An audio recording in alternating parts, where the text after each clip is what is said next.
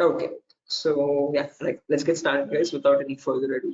Before that, a quick formal introduction on my end. My name is Mohammed Shoaib, and I'm a cybersecurity trainer certified from EC Council. EC Council is the leading organization for cybersecurity domain certifications. Okay, and the demo that we have today is on the first foundational course called Certified Ethical Hacking. Okay, and the version of this course that is running at the moment is version 11, the latest one. Okay. So again, before we get started, this is a common question that I usually ask students, again, to understand their perspective on this topic. So again, guys, don't worry, even if you don't know the answer, or if you're not sure about it, still just try to initiate, and let's keep the session a bit interactive and fun rather than just keeping it one-sided. So a quick sample question, like, according to you, in your perspective, what do you think hacking is? Anyone? Again, guys, don't worry, I am not asking for any definitive answers or exact to the point answers. Whatever comes to your mind, okay, whatever you think hacking is, please let me know. Anyone?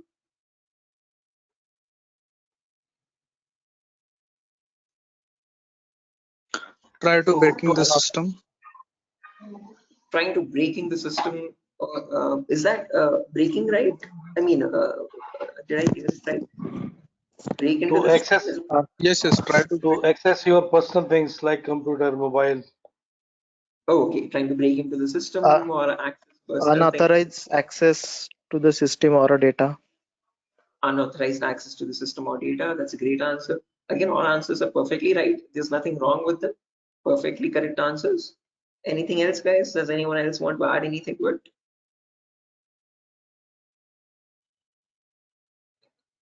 Mm, right, perfect. No worries, guys. Thank you so much for those answers. Those are exactly right. There is nothing wrong with them. Okay, but if I had to just add upon that hacking, that definition, I would add it as hacking is the procedure of trying to gain access to information systems. Okay, these information systems could be anything. They could be from as small as a mobile phone to as big as a web application server or a database or the cloud organization as well. Okay, and this is done without the permission or without the consent and knowledge of the person owning those systems. Okay, so if those systems belong to a third party person, that person does not know that someone is trying to gain access to their information or the data. Okay, and this is usually performed by hackers for their own benefit. So once they get access to the systems, they can steal the data, destroy the data, or sell the data as well to other third party vendors. Okay. Now, depending on this definition, we easily understand that hacking is a malicious job. It is a criminalistic task. If it is such a bad thing to do, why do we have a course called ethical hacking? Is the second question. Because ethical is something which is legal, which is allowed. And how can it stand beside the word hacking, which is completely contradictory? So to define ethical hacking, on the other hand, this is the procedure of trying to find vulnerabilities. Okay, a vulnerability is nothing but a flaw or a loophole in the information system. So usually manufacturers might make mistakes somewhere here or there in the coding of the application. Okay, so that gives rise to something known as weaknesses in the information system, or in technical terms, it is also called as vulnerabilities. Okay, and this vulnerability finding, or the process of trying to find these vulnerabilities, is done with the consent and permission of the organization.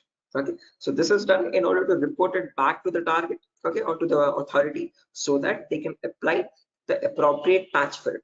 And once a patch is applied, that vulnerability is closed. It closes the doorway for the hacker to cause any harm.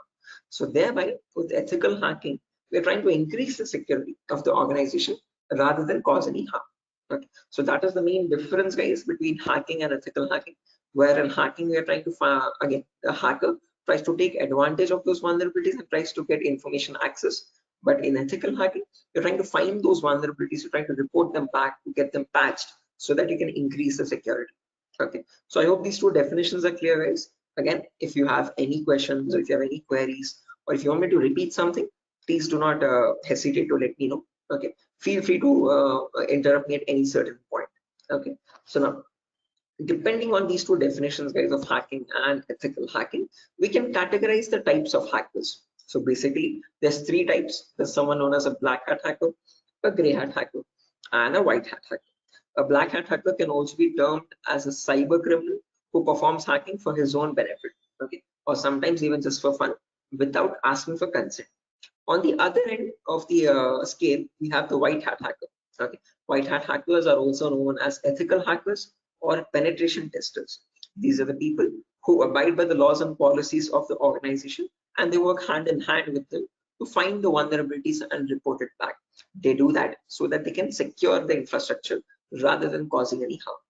Now, in between, there's a third category, also known as gray hat hackers. Now, from the name itself, you can figure out they have some qualities of the black hat hacker as well as the white hat hacker, hence a mixture. Okay, so like a black hat hacker, they don't ask for permission before finding the vulnerabilities, but once they find the vulnerability, they report it back to the organization. Okay, and that is done in return for a bounty. A bounty is nothing which benefits them. It could be a financial reward or a reputational reward, anything which benefits them or their careers. Right. So all these three types of hackers, whether it be a black hat hacker or a gray hat hacker or a white hat hacker, they perform hacking or ethical hacking in a certain number of steps. Okay. And those steps collectively are called as hacking cycle or cyber kill chain. Okay. Now let me list those steps out one by one so that you can have a clear picture of what the whole course is about, and then we'll briefly discuss about all of them. Okay, so you can ask your questions regarding those. Okay, so the first step that you perform in hacking cycle or cyber kill chain is known as information gathering. Now, certain organizations term this step in different names. They can also call it as reconnaissance or footprinting. Second step is known as scanning. It can also be referred to as enumeration. Third step is gaining access. Fourth step is maintaining access. And the last step is known as reporting or clearing traces. Now, the reason I've specifically mentioned "or" in the last step over here is because that is where it makes all the difference between the white hat hackers and black hat hackers. If you are a white hat hacker or an ethical hacker, you would perform the first 4 steps, and then you would generate a report with all the vulnerabilities and the solutions for that and submit it to the organization. But if you're a black hat hacker, obviously you're not going to submit the vulnerabilities, but you're going to take advantage of them. You're going to attack the system, get access to the data, steal the data, and then remove all the evidences, which is nothing but clearing the traces or removing the footprints. Okay, so any questions or doubts, guys, up to this part before I proceed further into the technical part? Any queries or any confusion at the moment? Again, guys, I hope the audio and video is fine. Any issues with my audio or video? Okay. What is this enumeration, sir? Again, yeah, we'll be coming to that, guys. We'll discuss each of these steps one by one, so you have a better understanding of what all of them are. Okay. At the moment, until now, here there are no questions, right? Because I guess there's some issues with the audio or video. Some people are exiting and rejoining again. Any issues, any technical issues with my audio or video at the moment? Okay, perfect. Sir, your voice is breaking. Oh, my voice is breaking. 1 second, guys.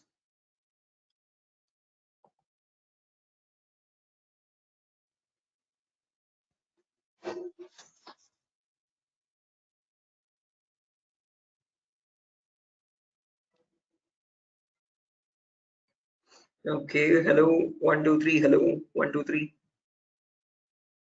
Now it is Guys, okay. it's okay, right? Right, perfect. Clear, sir. Right, let's proceed now, guys, and understand each of these steps one by one so you have a clear picture of what they are. So the first step is information gathering. Again, as the name itself suggests, this step involves the hacker or the ethical hacker to gather as much data as possible about your penetration testing target. Okay, and all this information is gained passively. What I mean by passively is that you get this information from other third-party sources rather than contacting the organization directly. Okay, so for example, if I have a target like Wipro.com, about Wipro.com, I'll start searching online for all the material for it. Okay, all the data regarding Wipro.com servers. Okay, the main question is what kind of data are we talking about over here? And this is the information that we require. So firstly, we try to figure out all the IP addresses and the range of IPs used by the Wipro's main servers or the secondary servers. Then the whois records to understand who is hosting Wipro.com and since when has it been hosting itself. Then the DNS records to understand what information is stored in their DNS servers, domain name servers. Then employee details such as their contact numbers, their email addresses, their usernames and passwords which are leaked, and their home addresses if possible, and so on. So then the domains and the subdomains of Wipro's website, and the operating system information, like what OSs are being used by the servers that are linked with Wipro.com. Now trust me, this guys, that all this information is available online to be gathered. So if I show you a very basic example, let's say if I wanted to find the DNS records for Wipro's organization, all I have to do is go to the browser, and in the browser I can search for a website called DNS Dumpster. This website is available for free for anyone to access. You can click on the first link, and over here you can just search for Wipro.com, and you can click on search, and now this is going to fetch and give you all the information about the Wipro's DNS servers. So first things first, it tells you where the Wipro servers are being located on the geolocation map. So it tells us that there are 4 DNS servers for Wipro. As you can see, these are their host names, exact host names, and these are the exact public IPs. These IP addresses are very important for a hacker or an ethical hacker to proceed with the further steps of scanning and enumeration. Okay. After that, we can see that there's the host record telling us what are the Wipro servers IP addresses and the subdomains IP addresses. So this is the main Wipro.com server, which is being hosted on the IP 66.7.148.227. Again, this information is very relevant for a hacker or an ethical hacker to proceed further. Further down, you can also see it also gives us the complete network topology. So this is how Wipro servers are connected to one another, and we have the whole network topology with the host names and their IP addresses. Okay, so this is basically whole Wipro's organization main server data. So again, this data is readily available, guys, for anyone to be accessed. That is not the vulnerability. Wipro themselves manually give out this data so that everyone around the world can access their servers. If this information is not given out, not many people will be able to access Wipro services and the website. Okay, the giving out of information is not wrong over here, but not checking if the information that you're giving is secure or not is the vulnerability. Okay, so we have to see that whatever Wipro is disclosing, all these servers one by one are completely secure. Okay, after information gathering is done, then we go to the next phase, which is known as scanning or enumeration. Now, one of you asked me what scanning or enumeration is. This is nothing but trying to get some extra information about the target by making active connections. What I mean by active connections is that you will directly connect to Wipro servers, and from them you will try to fetch the information.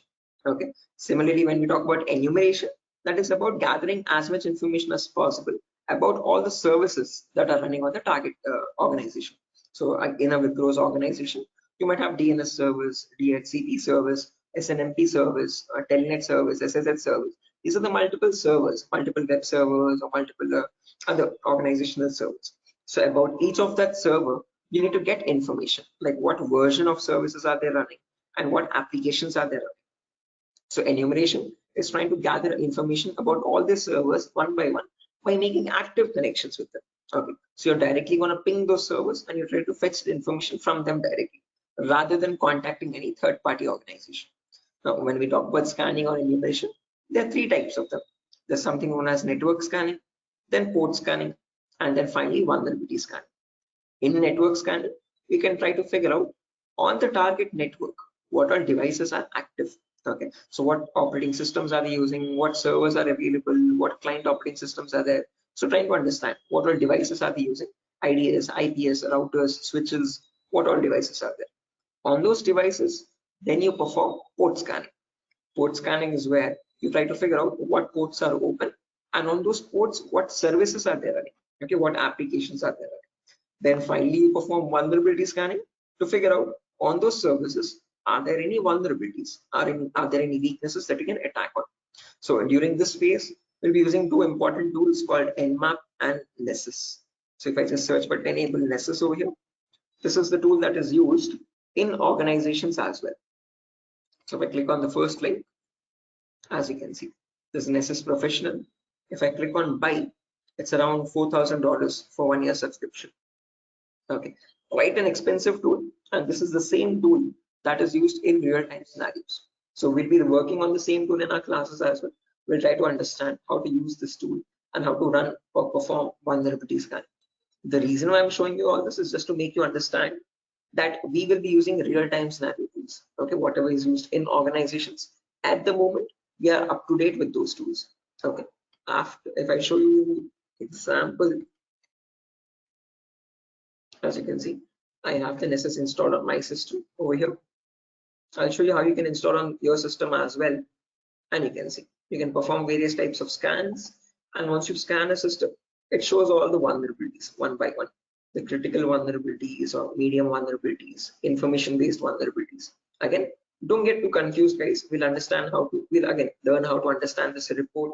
What are these vulnerabilities? What are these different levels of vulnerabilities? We'll understand all that. Okay, but basically Nessus is a tool which can perform network scanning or port scanning and try to understand what vulnerabilities are there on each and every system. So this is an automated tool. We'll learn how to perform automated testing and get a report from it. Once you get a report, you need to perform manual testing also. Okay, and that is nothing but our next phase, which is gaining access. Okay, so this is a huge concept. It covers a vast variety of topics, guys. We'll discuss them one by one. Okay, so the first topic that we'll be learning in gaining access is system hacking. So in system hacking, we'll understand how we can crack or bypass a Windows operating system password. So if you have Windows 7 or Windows 8 or Windows 10 or Windows 11, does not matter. Okay, whatever operating system you have, how do we crack that operating system? How do we get the information about their passwords? If you are unable to get the passwords, how can we bypass authentication and get access to the internal files, is what we learn in system hacking. After that comes malware attacks. Malwares are nothing but, in short, malicious softwares. So we'll practically learn how to create each of these malwares, whether it be viruses or worms or trojans, spyware, whatever it be. We'll understand how malwares are generated and how we can protect our system from malwares. Or if there is a malware already installed, how can we detect that malware and prevent it from running further or causing any further harm. Okay, then there's a bonus topic called malware advanced. This is again not included in the CH curriculum. We have just added it as a bonus topic for students to have better understanding about malwares. In this, we'll be sharing the resources to understand how you can create your own malwares by using Python program. So just in case if you know Python, well and good. If not, also not an issue. We'll be sharing the resources as extra material to understand. So if you are interested in malware development also, this is a very important bonus topic for you. After that comes network penetration testing. In this, we'll learn all the common network attacks.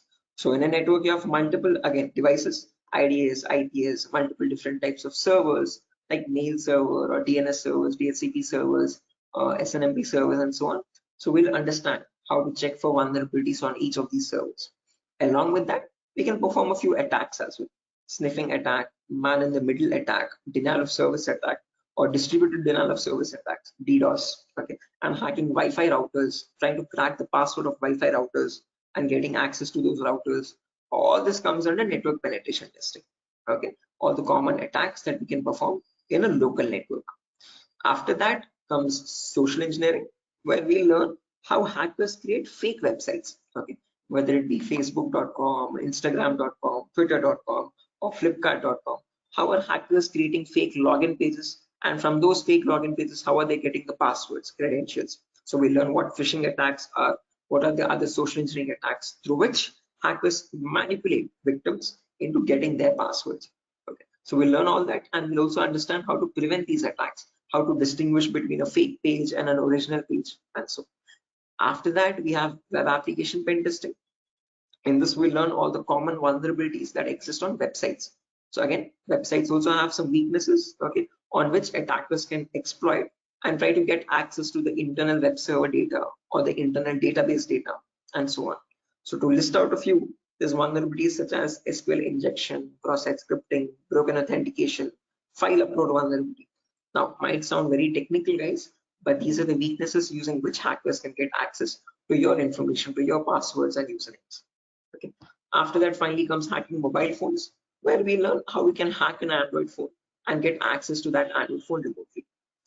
After gaining access is done, then we have maintaining access and maintaining access, reporting and clearing traces, where we learn how we can maintain persistent connections. So if the target is restarting his system or shutting it down and starting after a very long time, how do we get access to that data? how do you still stay connected to the victim machine, is what we learn in maintaining access. After that comes reporting of leading traces, where I'll show you how you can generate a report and submit to your client or submit to your organization, or how do you remove the evidences. So this course is designed in such a way where we learn both the perspectives of a black hat hacker as well as a white hat hacker. Okay, and it's designed in a completely practical way, no theoretical nonsense. Every day we'll have a class for 1 hour where the first 20 minutes we'll discuss the theoretical part, understanding what that attack is or how to prevent that attack, and then the remaining 40 minutes we'll discuss the practical part of it, okay, with real-time scenario tools. To list out a few tools, we'll be using this tool such as Nessus, we'll be using Nmap, we'll be using Burpsuit, we'll be using the whole main Kali operating system, okay, which I have over here, as you can see. Okay, before that, let me show the course content as well, guys, very quickly. So yeah, this is over here, the course content for the whole course. Okay, and the course is for a duration of 35 days, where we learn from the very basics itself. So most of the students ask this as a question, like, sir, are there any prerequisites? Do we need to learn something extra separately? No, this course is designed in such a way where even a 10th standard student can come and learn the course for, without any trouble. Okay, because all the prerequisites are included in the course itself. So before we dive into the advanced concepts, there's a few prerequisites which we will cover. The first few introductory classes. First things first, we learn about networking basics. We learn what IP addresses are, what are IPv4 addresses, what are IPv6 addresses, what is a DNS server, what is DHCP server, all the important protocols, what is TCP protocol, what is UDP protocol. We'll discuss all that in networking basics. Then we'll jump into virtualization. Okay, virtualization, because as you can see over here, I'm running my Windows 11 operating system. On top of this, I'm running my Kali OS. Kali is a Linux-based operating system. Okay, and we need to install this. The reason being, this comes pre-installed with all the penetration testing tools. So for information gathering, web application attacks, password attack, Wi-Fi attack, all these tools are available in Kali Linux. These are not available for you in Windows. So that is why we need to understand how to install this Kali operating system. Okay, and for that we need a tool such as VMware. VMware is a virtualization software. This allows you to install multiple operating systems on the same machine. So I have my Kali OS, I have my Windows 7 OS. All of these are running on my Windows 11 operating system, as you can see. Okay, so on my Windows 11, I can run my Kali, Windows 7, whatnot, as many operating systems as I want.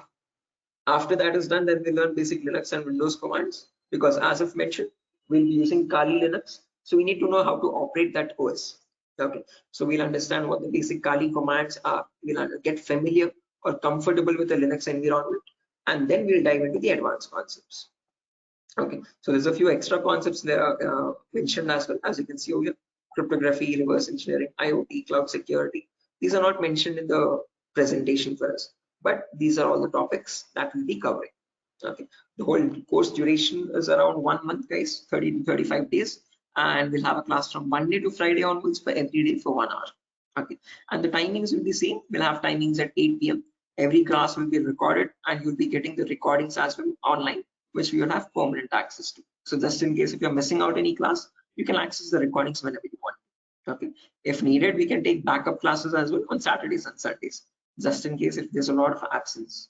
Okay, so yeah, that's that, guys. A quick introduction on what the course is and how long the duration of the course is. If you have any questions, you can shoot at me right now. Please let me know, guys. Any queries, anything that you want me to repeat or so. Hey, can you hear me?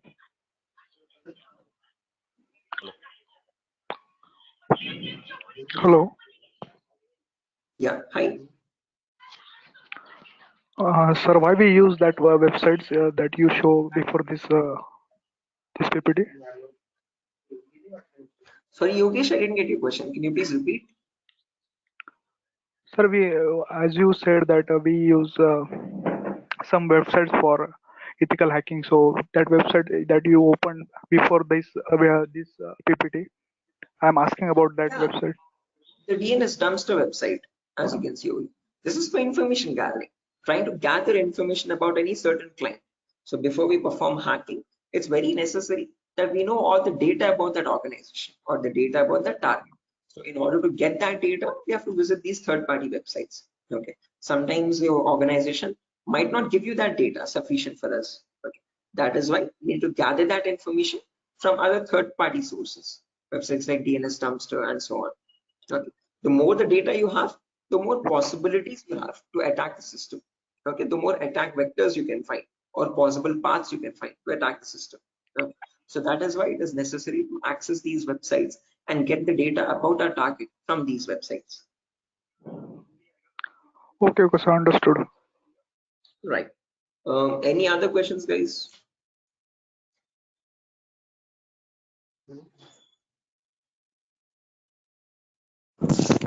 Sir, which type of penetration testing we are going to learn here? Again, CEH is a very comprehensive course, guys. We're not going to be going into any advanced level penetration testing, but we will learn all the kinds of, whether it be web application pen testing or network penetration testing or system hacking or Android pen testing. We'll be covering the basics of all of them. This is a course designed for people who are completely new to cybersecurity, and we can't leave out any endpoint. So we need to understand how to perform network security testing. We need to perform web security testing, Android security testing as well, and Windows or Linux security testing as well. So we'll be learning all of them one by one. Okay, we'll be covering each and every endpoint that is left, as you can see over here in the course content. Okay, but as I've mentioned, we won't be going in depth of all of them. We'll learn how to check for security vulnerabilities, basic vulnerabilities, and how to remediate them, how to remove those vulnerabilities. Okay, if you want to learn about any advanced after CEX is done, then you can go with advanced courses such as web application pen testing for bug bounty. This course is specifically designed only for website security testing. So in this, we'll be going with OWASP Top 10. Okay, this is an organization which gives you the list of necessary vulnerabilities that you have to test for, and this course only focuses on web applications, nothing else. Okay, so after CEX is done, then you can choose a specific domain, and depending on your interest, you can choose your specialization. Okay, whether it be website security or Android security or network security or cloud security and so on. So Okay, sir. Thank you. right. Any other questions, guys? No, sir. Right. Okay. After So course completion, certification provided. yes, if anyone is interested in writing the CEF certification as well, we provide support for that also. There's complete pass guarantee. So I usually handle the certifications myself. So if you're planning on writing a So this is certification, job guarantee.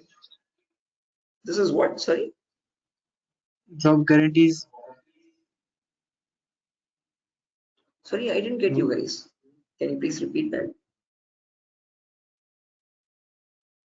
Hello. After this course, his job is. He's asking a Oh yeah, placement assistance. job assistance. Again, guys, at Durgasoft, you're not going to be providing any confirm guarantee that we'll be placing you in an organization, but we'll be sharing your resume once you forward it to our consultancies. Okay, so in the price of 8,000 rupees, we are only including the course content with the course completion certificate. And if you're planning on writing a certification, we will give you certification support as well. Okay, so at that price of 8,000 rupees, we are not in contact with the complete job placement facility, but we do have few consultancies where we can give you your resumes too. Okay, once you're done with the resume preparation, I'll be helping you out in understanding how to create a resume as well, depending on a cybersecurity profile. I'll be also sharing the common interview questions, and I have a few references as well to whom I can forward your resumes. Okay, and again, we will be giving you the interview calls, and you can start attending interviews over there. Okay, again, it depends on your skill set and your practice on how well you do the interview. So we don't guarantee anything, but we will definitely show you where you can start applying. If it's necessary, I can just give you one source now itself. You can, after your course is done, this is the common website that I usually suggest for students, jobs.null.community. This is a website only specifically for cybersecurity job roles. Okay, nothing else. As you can see, null jobs. This is the website. Okay, and these are all the different domains, and you can start searching over here. So if you're a complete fresher, just click on freshers or internships, and these are at the moment these are the available placements. Okay, so for internships, okay, if you're not into internships, you want a specific job role, you can start applying for VAPT, vulnerability assessment and pen testing. These are the ones at the moment for cybersecurity. After the course is done, you can start applying over here also. So this is one website that I suggest to most of the students once the course is done, to start applying for jobs. Okay. So again, how well you do, it depends on your skill set and your practicing, guys. Okay. And this website is specifically only for cybersecurity jobs, nothing else. Okay. Any other questions, guys? No, sir. Thank you. Right.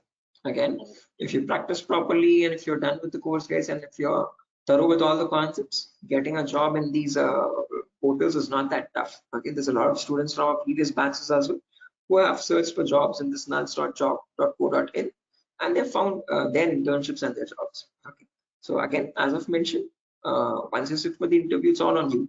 Okay, so it depends on your preparation of how well or bad you do.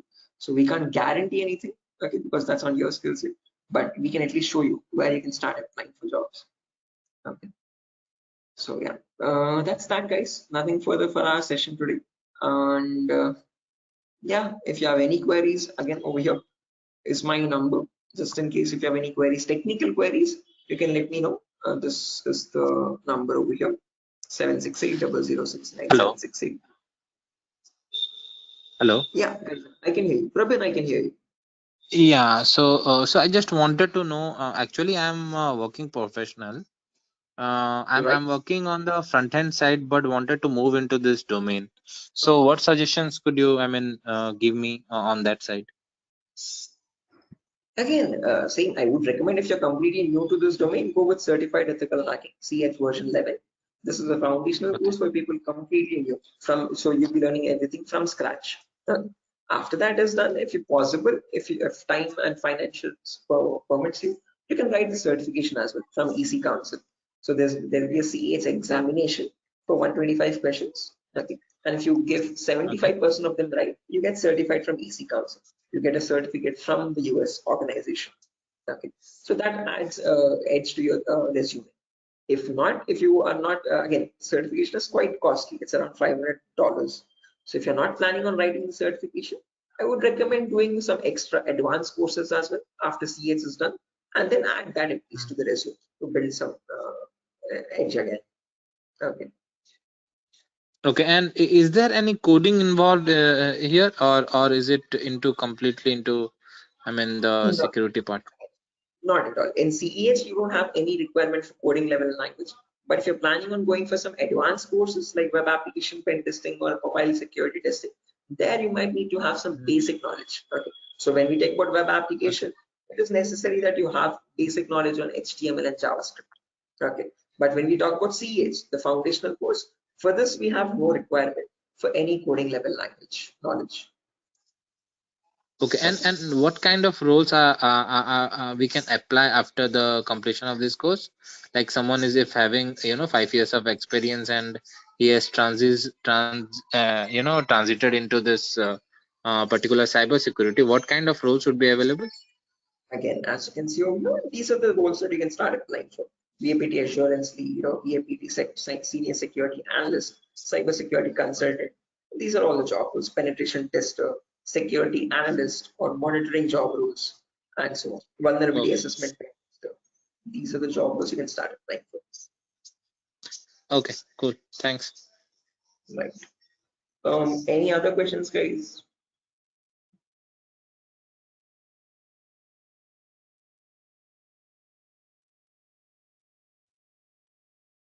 Right. Assuming there's no more questions, guys. So yeah, that's that for a session. Nothing further. Again, we'll be starting the course from Monday onwards, guys. Tomorrow and day after tomorrow, we'll be having the same demo.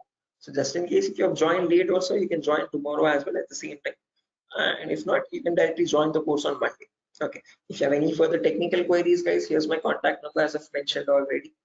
Although if you have any queries regarding the course date or again course fees regarding that, you can contact the institute. Okay. So yeah, that's that, guys.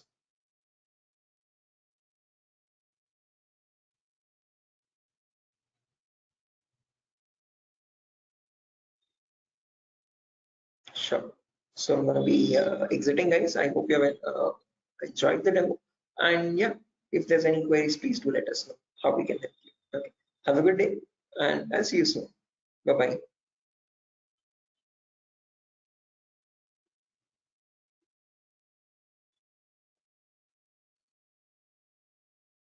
Thank you, guys. Thank you.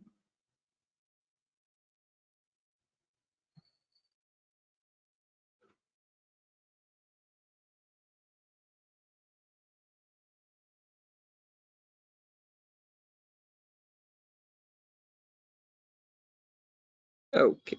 Hello, guys. Can you hear me now? Biswajit Singh, Rakesh, Ravikiran, Maman, Shiva, Sujata. I hope I'm audible now, guys. Yeah, Biswajit. Can you hear me now? Yes, we can. Right, perfect. So let's just wait for 2 more minutes, guys, for the other people to join as well. And then we'll be starting the session. Until then, if you have any queries or if you have any questions before we start the session, you could please let me know.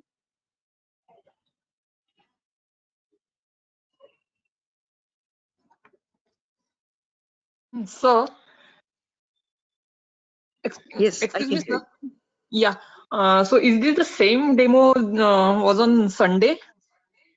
Yes, the same demo itself, guys. Oh, okay. I have attended on Sunday, so I thought it would be some different or what. No, Okay. it's the same demo, guys. A shorter version of that same demo. Again, we'll be starting the Oh, live classes, or for the course is going to start from Monday onwards. So just in case we're planning on joining the course, you can join from Monday. The first class will be on networking concepts. okay. Thank you, sir. Tomorrow as well, we'll have one last demo. So Thursday and Friday, today and tomorrow will be the last demo sessions, just in case if students have missed out the previous demos, they can join. That's one last chance for them. And then from Monday, we'll be starting the course itself. Yeah, okay. So just in case, guys, if there's anyone who has already attended this demo session, again, just a heads up, this is going to be the same demo. It's not going to be any different from the previous ones. Okay, this is just backup sessions or backup demos for people who could not join earlier. Okay. Okay. Thank you, sir. Sure.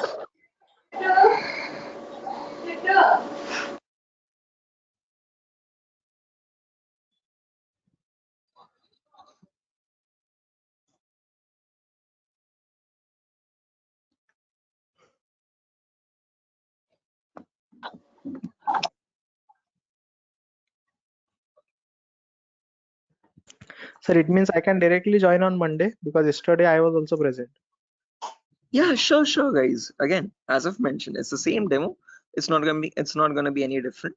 So this is only for people who are completely new to it, who have not attended the previous demo sessions. So if you have already attended the demo session, guys, you can join back on Monday itself directly. Okay, and the timing will be same at 8 p.m. Same time, 8 o'clock in the night. Okay, sir. Thank you. Sure. Okay, guys, so let's get started without any further ado. Before I get started, a quick formal introduction on my end. My name is Mohammed Shoaib. I'm a cybersecurity trainer certified from EC Council. EC Council is the leading organization for cybersecurity domain certifications. Okay, and one of the courses that it provides for people who are completely new to this domain is Certified Ethical Hacking version 11. This is the latest version of the course that is running at the moment, and this is a course designed in such a way for people who are completely new to this domain. So if you have no knowledge about what cybersecurity is or what hacking or ethical hacking is, this is the course to get started with. Okay. So before I proceed further, this is a common question that I usually ask all the students just to understand their perspective on this topic. So again, guys, let's keep the session a bit interactive and fun. So my first question to you is to understand what your perspective is on hacking. So again, not asking for exact definitive answers, guys, but just to understand your view on it. Okay, so whatever comes to your mind, please do let me know. In your terms, what do you think hacking is? Anyone? There's Biswajit, there's Maman, Rakesh, who else? Shafiuddin, Shiva. Hello, Yeah, Biswajit, I can hear you. sir. Actually, according to me, hacking means to hack the information of organization or any Okay, systems. right. Yeah, hacking information or getting access to the information of organization systems. That's a good answer, Biswajit. Anyone else, guys, who wants to add anything to that? That's a perfectly right answer. There's nothing wrong in it at all. Perfectly all right. Any other additions to that, guys? Anyone who wants to append anything to that answer?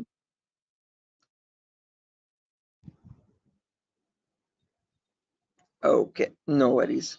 Shiva, you were about to say something? Your mic was unmuted for a while. Did you have an answer?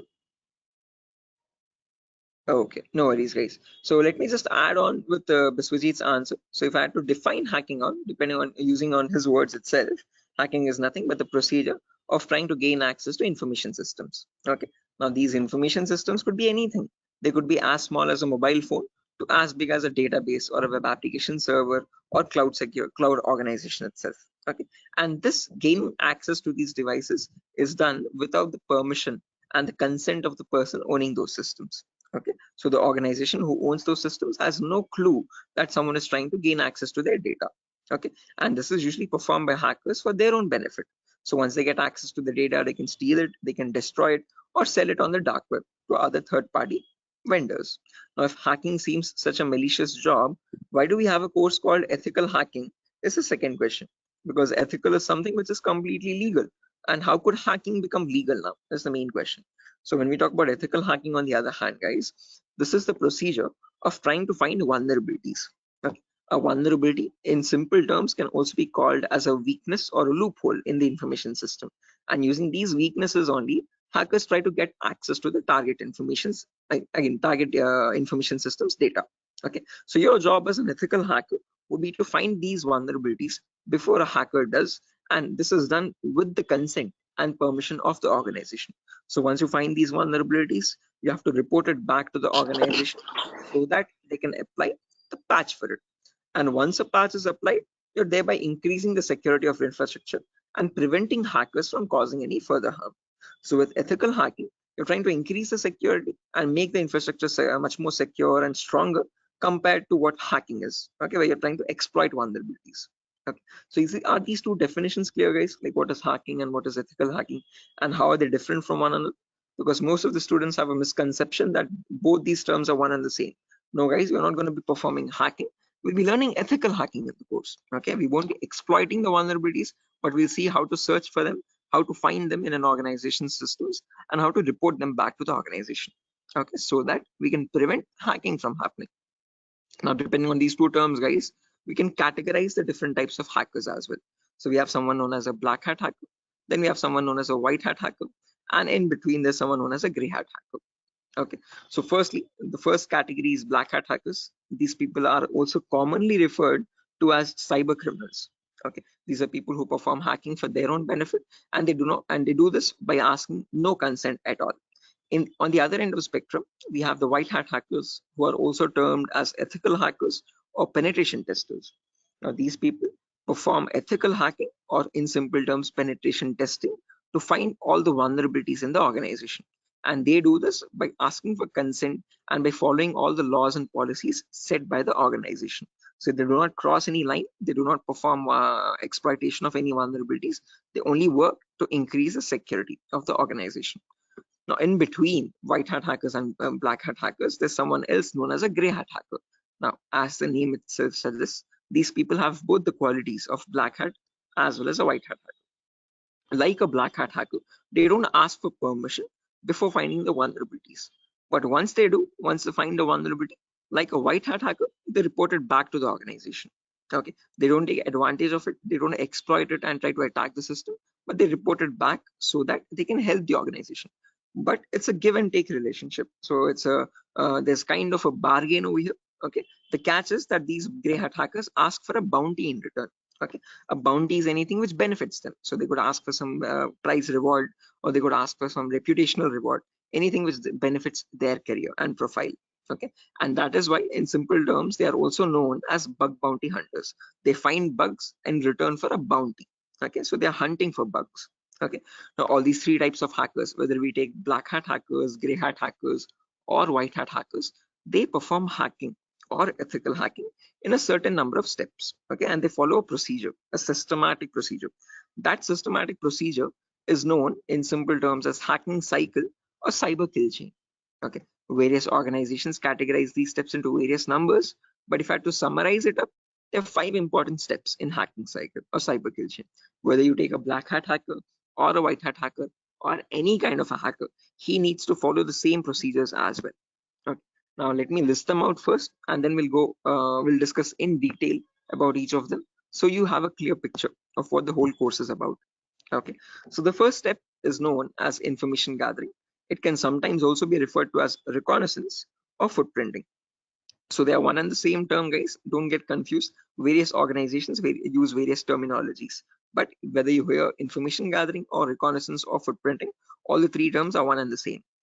After that, you have scanning, which can also be referred to as enumeration. Then you have gaining access. Then you have maintaining access. And then finally, there's a reporting or clearing traces. Now, the reason why I've mentioned or over here in the last step in capitals is because to make it a note to understand that this is the only step where you have a difference between black hat hackers and white hat hackers. Now, whether you're any kind of a hacker, whether it be black, white, or gray, the first four procedures are to be followed mandatorily. So you have to follow those first four procedures in the same order. After that, in the end, what changes is the last thing that you do. Okay, if you're a white hat hacker, you would definitely report all the vulnerabilities that you have found with the remediations, with the solutions to remove those vulnerabilities. If you're a black hat hacker, definitely you're not going to be giving any solutions, and obviously you won't be reporting it, but you will try to remove all the evidences. So whatever harm you have caused, whatever data you have stolen, you might leave some footprints here and there. Okay, so that is why it's very necessary that you remove or clear those footprints so that you cannot be traced out and you stay anonymous. So that is known as clearing traces in simple terms. And in our course, we'll be learning both the perspectives, how we can generate a report and submit to the organization, or how hackers clear the traces and remove all the evidences. Okay. Now, let's briefly discuss about each of these one by one, guys, so you have a better idea on the whole course. But before that, any questions, guys, for anyone? Again, please feel free to interrupt me at any certain point. Do not hesitate to ask a question. Please Hello, let me know. Yeah, Biswajit, I can hear you. sir. Is this class is getting recorded? Yeah, this will be recorded, definitely. Every single class that we take will be recorded and it will be uploaded to the Google Drive. So even once we start our course as well, the whole duration of the course, every single day we'll take a 1 hour class, and each class will be recorded and uploaded to the Google Drive. So that just in case if you're missing out, if you're absent for a session, you can access the recordings whenever you want to. Okay. Okay, sir. Actually, from the starting, you told about hacking and ethical hacking.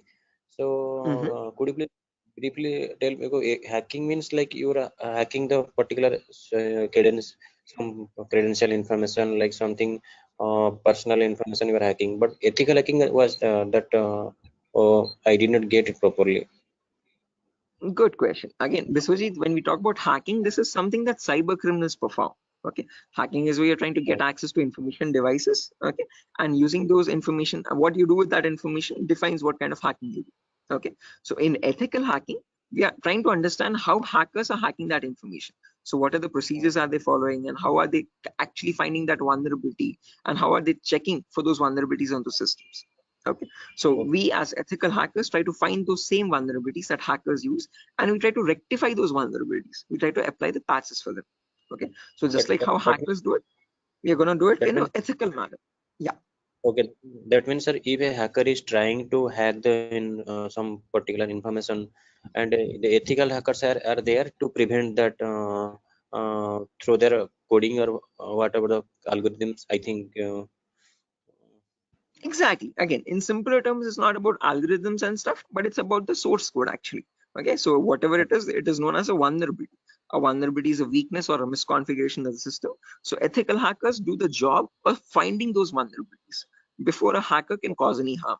Okay, and once the vulnerability is found, they disclose it to the organization, and organization will remove that vulnerability so that your systems are secure. Okay. Sir, then although you told about the black hat hackers, red hat, and gray. So what are the what are the job responsible of the three hackers? Again, yeah, I'll be coming to that as well, Biswajit. So when we talk about ethical hackers, we have a certain few job roles that we can apply for. I'll be discussing that at the end of the class. Okay. Until this part, any questions or doubts? Okay, hacking cycle. And you information gathering, scanning, information. You will tell detail about this chapter, I think. Right now, yeah, that's the main thing to do right now. I'll be doing that now. Okay, sir, you continue. Sure. Right. Anyone else, guys, who has any other confusion or any issues with the clarity? Mamun, Shafiuddin, Shiva. Right. Okay. Now let's briefly discuss about each of these terms, guys, one by one, so that you have a better picture of what we are going to be discussing in the course as well. Okay. So the first step is information gathering. Okay. As the name itself says, information gathering is nothing but trying to gather as much data as possible about the target organization. So if we take our client, for example, Wipro.com, for the time being, we need to gather information about Wipro servers. Okay. Now the main question is, what kind of information are we talking about over here? And this is the information as follows. Okay, so we try to gather information such as the IP addresses or the range of IPs used by the Wipro servers, then the who is records to understand who is hosting Wipro's website, and since when it has been hosted, when was it last updated, when will it expire, then the DNS records to understand what data is stored in the DNS servers, then employee details such as the contact numbers, email addresses, usernames and publicly leaked passwords, and domain names of the Wipro.com, subdomains of Wipro.com, and operating systems. So what OSs are they using in their organization? So if I give you a very basic example, I can just go to my browser, and in the browser I can search for a website called DNS Dumpster. This is a common website that I usually show in the demo sessions. So if I search for DNS Dumpster, I get the first link. Now this is an example of information gathering. So you're trying to gather information about Wipro.com from other third-party sources. So right now in this step, we are gaining information passively. What I mean by passively is that we are not contacting Wipro.com directly, but we're trying to gather information about Wipro.com from other third-party sources, such as DNS Dumpster. Now when I click on search, I can notice this gives me all the information about Wipro's DNS servers. Okay, so at the moment Wipro has 4 DNS servers with these host names and these exact public IPs. So these IP addresses are very important for a hacker or for an ethical hacker to proceed further in the further steps of hacking. Okay, after this information is given out, we can see the mail servers, we can see the DNS servers, we can see all the host records, which are nothing but the main servers of Wipro.com, the main domain name and the other subdomains, and their exact public IPs. Scroll down much further and you can see the whole complete network topology. So this is how Wipro's servers are connected to one another. Okay, so these are all the servers of Wipro. Okay, the main domain and all the subdomains, and the mail servers also, mail or DNS servers. Okay, so this gives us complete information of all the endpoints that you have to test for complete security of Wipro. Okay, now this information is given out by Wipro itself. It needs to be given out. It is mandated so that people can access their services. Okay, what that is not the vulnerability, guys. Giving out the information is not the vulnerability, but not checking if each of these endpoints are secure or not is the vulnerability. So a pen tester or an ethical hacker needs to check for each and every endpoint and see to that that on each of these servers there are no unnecessary ports running or unnecessary services running which are having vulnerabilities. Okay, so now next comes the scanning phase. So after you gather information like this about a target organization, then we go with the scanning phase. Okay, scanning is where we get some extra information by directly contacting the servers. Okay, so to gather more information by making active connections with the direct target. So in this phase we'll be using 3 types of scanning. There's network scanning, port scanning, and vulnerability scanning. In network scanning, we try to figure out on the target network, on the target organization, what all devices are being used. So if we take Wipro for example, in Wipro's company or in Wipro's office, what all devices are being used, what servers are they using, what firewalls are they using, what IDS, intrusion detection systems or intrusion prevention systems are they using, and what all services are they using, DNS, DHCP, and so on and so. Okay, once we know that, then we perform port scanning to figure out all the services as well and their version details. So if they're using DNS service, what version of DNS are they using? If they're using mail services, what mail services are they using and what versions are they? Okay, finally perform vulnerability scanning to find the weaknesses on those servers. So if there's any application with an inbuilt weakness, or if there are any misconfigurations like weak password or default unnecessary ports open, all that comes under vulnerabilities. So we scan for vulnerabilities by using some automated tools. Okay, so if I go to the browser now, I can show you one of the very important tools, which is Tenable Nessus. So this is the same tool that is used in organizations, guys. As you can see over here, quite an expensive tool as well. If you click on buy, You can say it's around $4,000 or so for 1 year subscription, and we shall be using the same tool in our lab setup in our classes. So let me show you how the tool looks like. Admin password. Yes. So again, default password, default credentials, policies, scan templates. So this is how your Nessus tool looks like, guys. So this is capable of performing your network scan or port scan or vulnerability scan, and gives you the list of vulnerabilities. So once you perform a scan, it shows you in your network whatever devices are there, what vulnerabilities are there on those devices. So it categorizes the weaknesses on the system in 5 levels: information, low, medium, high, and critical. So if a company has any critical vulnerabilities, it means hackers can easily get access to their servers. Okay, so we'll understand how to perform vulnerability scanning, how to know if a system has any vulnerabilities, and if hackers can hack their organization so easily. Okay, if they can hack, how do we provide the solutions is also what we learn. Okay, after scanning is done, then we go with the next phase, which is gaining access. Now this is a huge concept, guys, covers a lot of variety of topics, and these are the topics as follows. Before I proceed further, any questions or doubts up to this part, guys, in information gathering or scanning?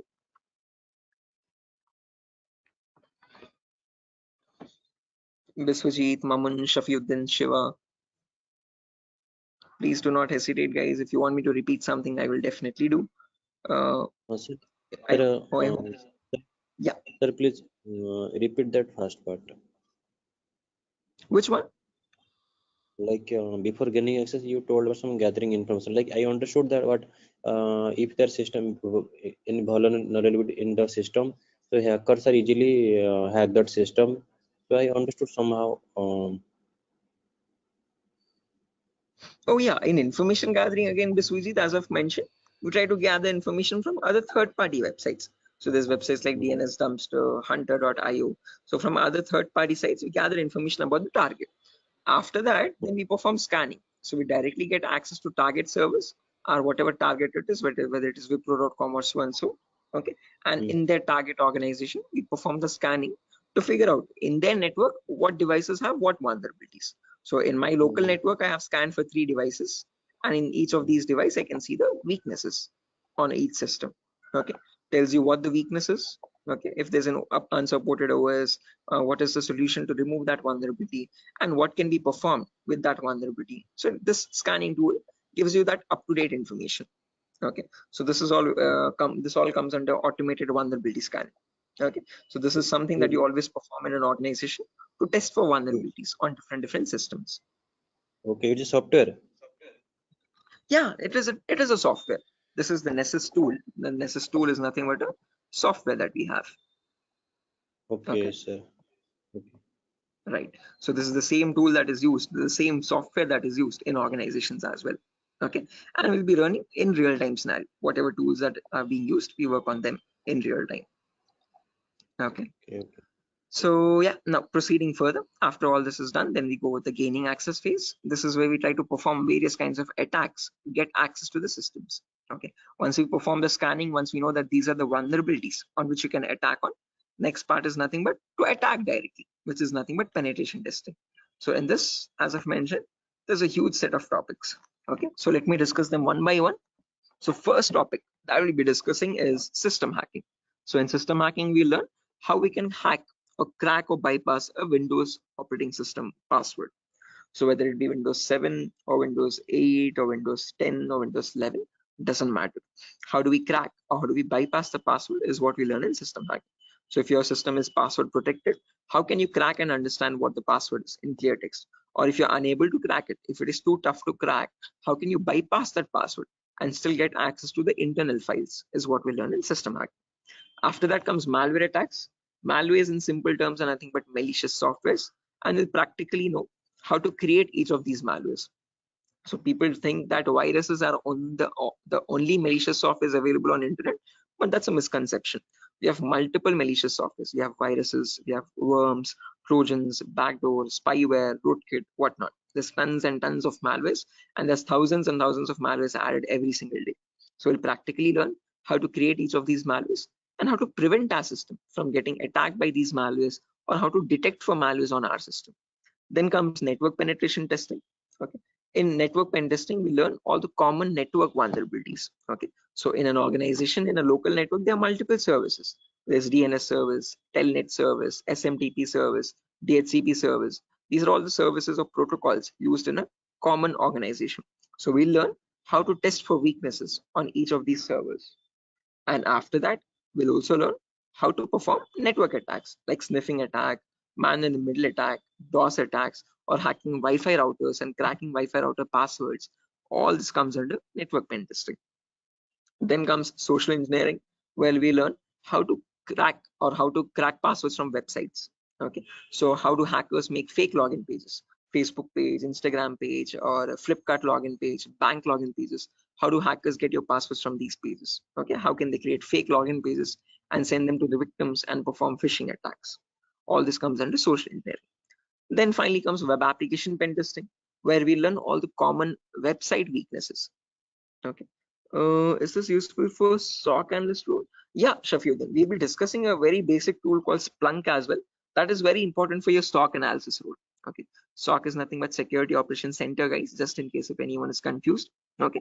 In SOC job roles, we usually see how to monitor and detect threats. Okay. Threats are nothing but attacks. Okay. So for that, we'll be discussing a very basic tool, a very important tool actually, but the very common tool used in SOC, which is Splunk. So this course was helpful for that as well. Shafiuddin. Okay, now after that, coming back to our topic, guys, as I've mentioned, we'll be discussing web application vulnerabilities, where we learn all the common website weaknesses. Now again, this might sound a bit technical, guys, okay, but these are a few common weaknesses that exist, such as SQL injection, cross-site scripting, broken authentication, file upload vulnerability, and so on.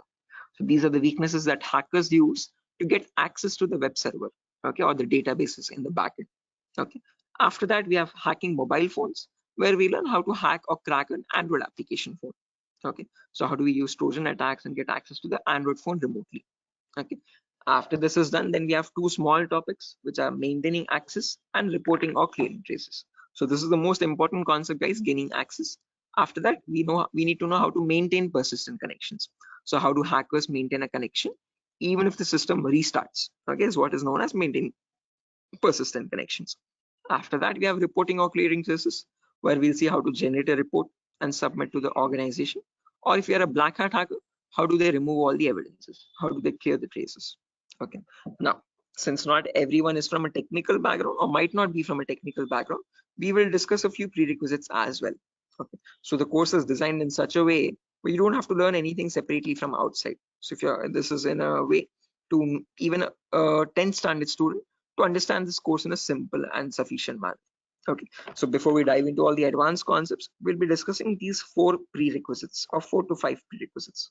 So first we'll learn basically what ethical hacking is, or how is it different from hacking. Then we learn virtualization. Okay. The reason why we need to learn about virtualization is because we'll be using a tool called VMware. So as you can see on my desktop, this is my Windows 11 operating system, and on this I have my VMware application. Okay, this VMware allows me to run multiple operating systems on one single machine. Okay, so as you can see, I can run my Kali OS, I can run my Windows 7 OS, Ubuntu OS, and so on. So, okay, the reason why we need virtualization is because we need to run something known as Kali Linux. This is a Linux operating system, guys. Okay, and this is very important for us because this comes pre-installed with all the penetration testing tools. Okay, for hacking tools or ethical hacking tools.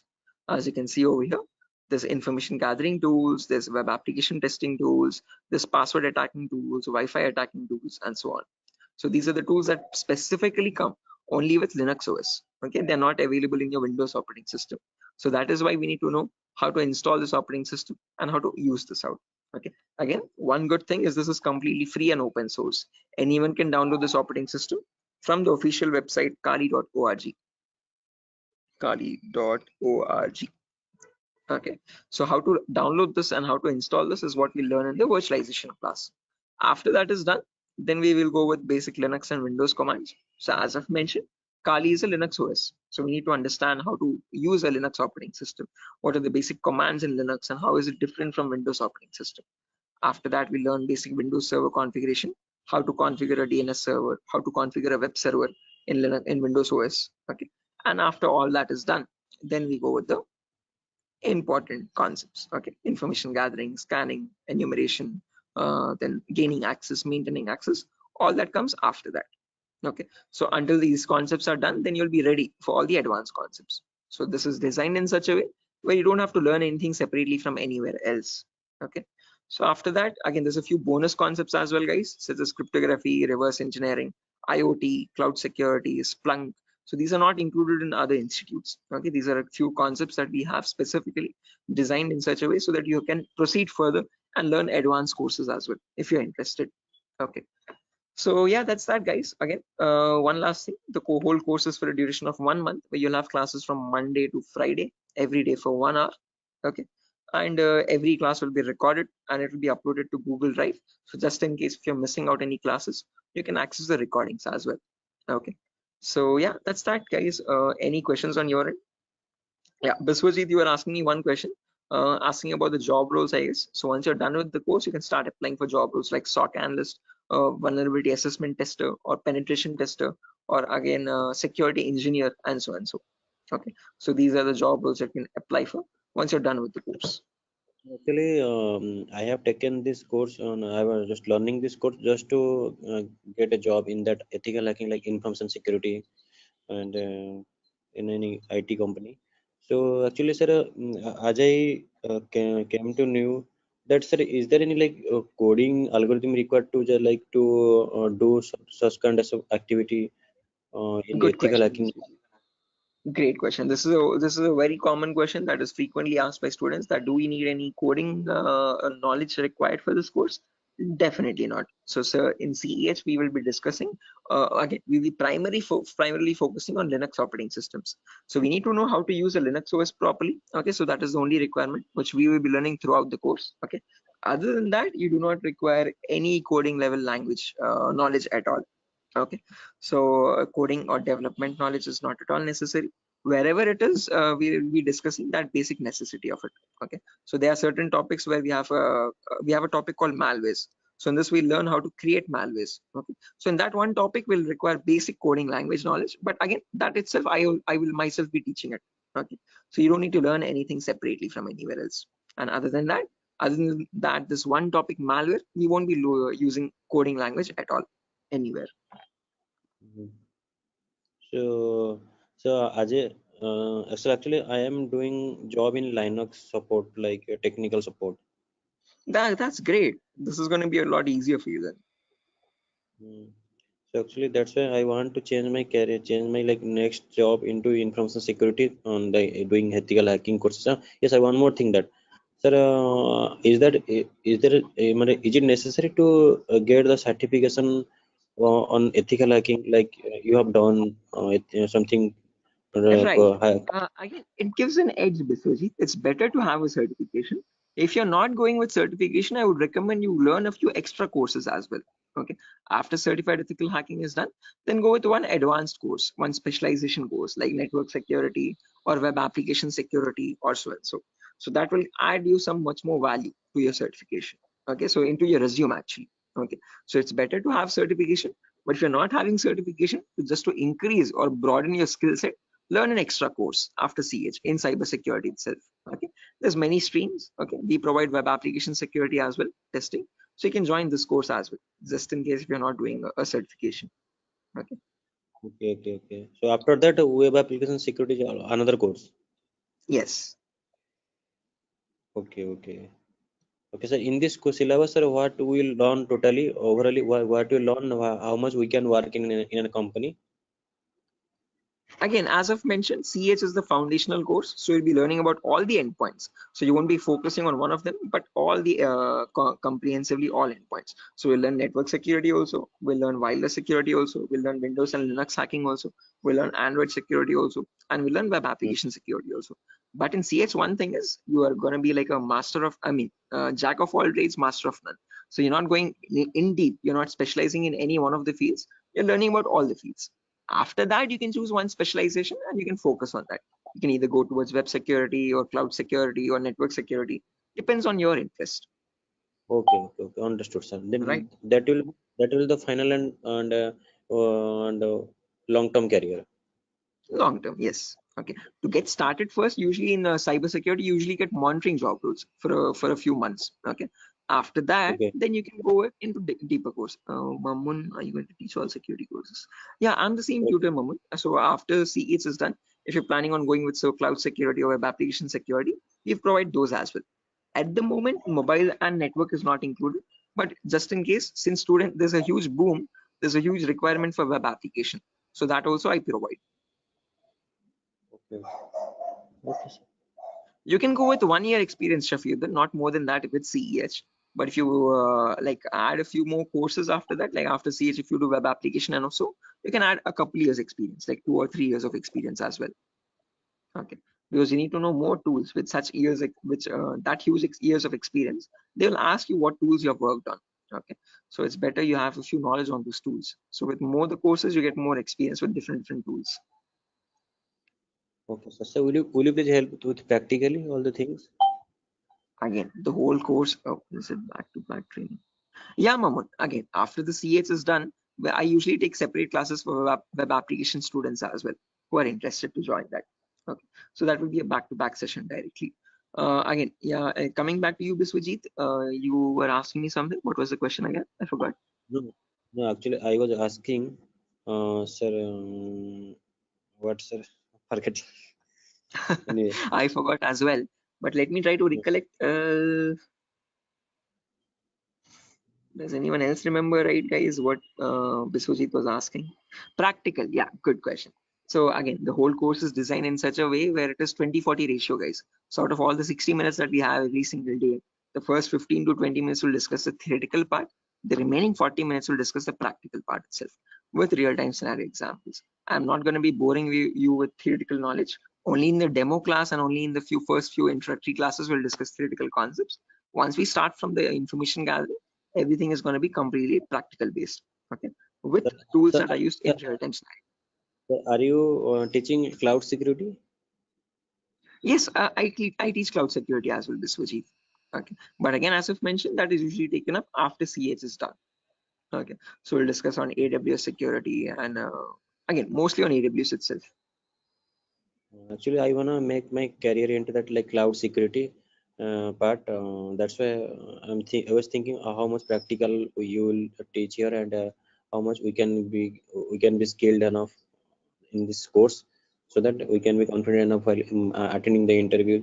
So, will you please discuss on about some like mock interview questions and resume building? Definitely, I will help you. I will send you sample resumes as well to understand how to create a resume for a cyber security profile. Okay, and along with that, I'll also share the commonly asked interview questions. So I have a PDF document prepared for that specifically, which I share with all the students after the course is done for all the cyber security related interview questions. Okay, so I'll be sharing all that as well. Okay, sir. No, because I have planned after completion of this course, I have planned to move on cloud security by practicing those questions and all the practical things. Definitely. Again, if necessary, I'll be sharing the resources as well, Biswajit, separately for you regarding your cloud security content. Okay. So if you're planning on doing a course after CS is done, then you can contact me for that. We can do that course separately. Okay, sir. Okay, it's not included with Durga Soft at the moment, but again, yeah. Okay, sir. Sure. Any other questions, guys, at the moment?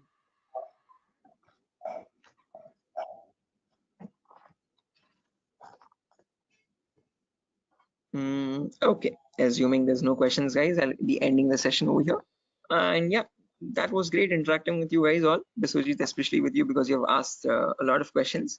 So I hope everything is clear and you have no more unresolved queries.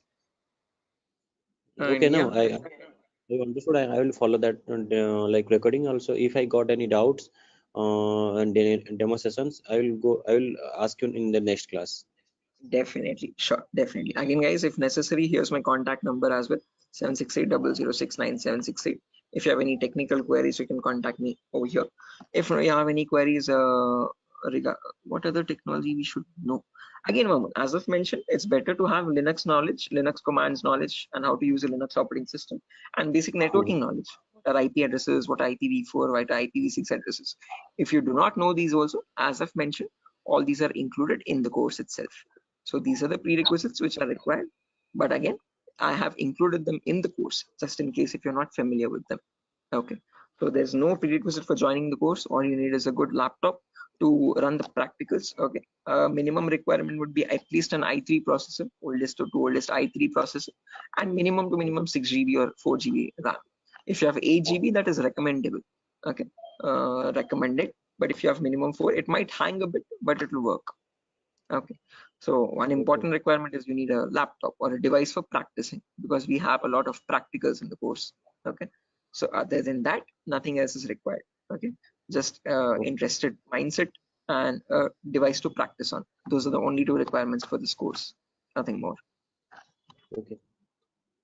Right, so yeah, that's it guys, nothing further for the session today. If you're interested to join the course, you can join this from Monday. We'll be having the first class on Monday for networking concepts. Okay, and after that, yeah, tomorrow as well there's another demo session. So just in case if anyone is planning to join the demo again, you can join it tomorrow at the same time. If not, we'll be starting the course from Monday itself directly. Okay, thank you, sir. Okay guys, good day. Thank you for joining the session. It was great interacting with you, and I'll see you soon guys. Bye, have a good day. Thank you, sir. Good night. Thank you guys, good night.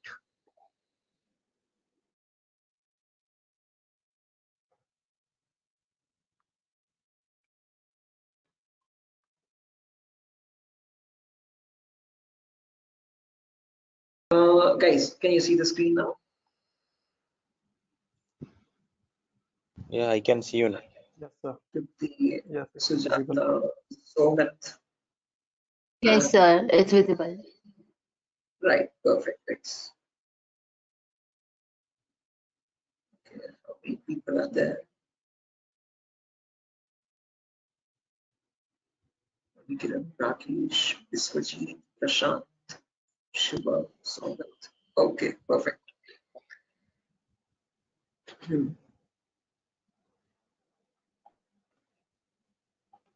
Okay, guys, let's get started with the session without any further. I am already a bit delayed in starting the session, so sorry for that, guys. I was stuck in a work.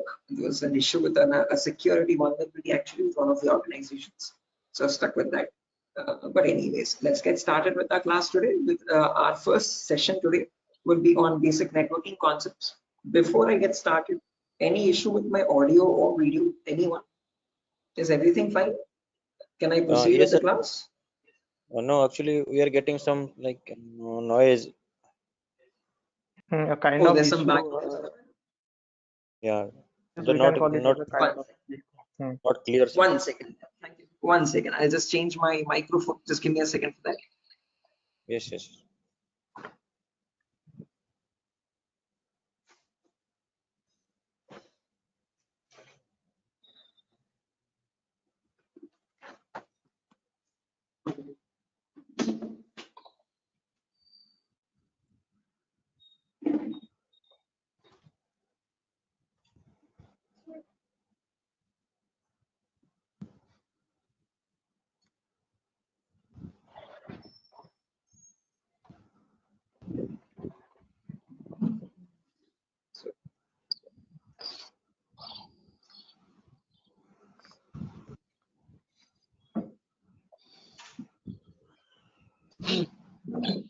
Okay. How does it sound now, guys?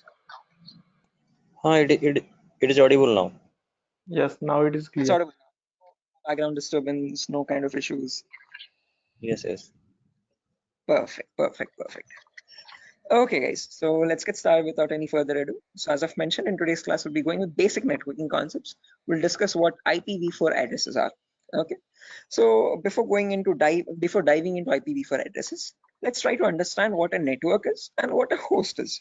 Now, these are very two simple words that you keep coming across every single day. Okay. A host is nothing but an information device. Okay.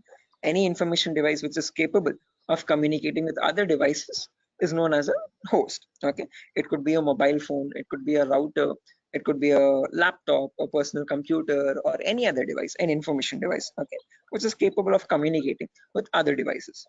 Now, when you have such devices connected to each other, okay, which can communicate with one another, that forms a network. Okay, so a network is a collection of hosts which can communicate with each other and transmit data.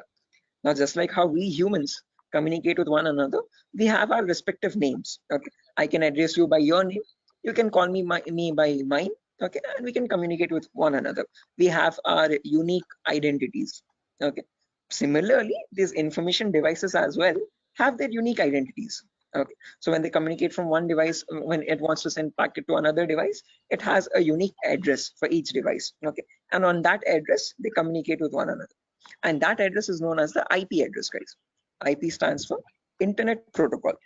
This was built by the US military late in the 1950s or 1960s, okay, and there was IP version 1, IP version 2, IP version 3. All these were unsuccessful attempts. They were you could say experimental. What successfully worked out was the IP version 4, and we are still using that in today's world also. IP version 4 in simple terms is Internet Protocol version 4, okay, and that is what we'll be discussing about in today's class, okay. Anyone here who already knows about IPv4 addresses and who's familiar with these networking concepts? No, sir. Anyone?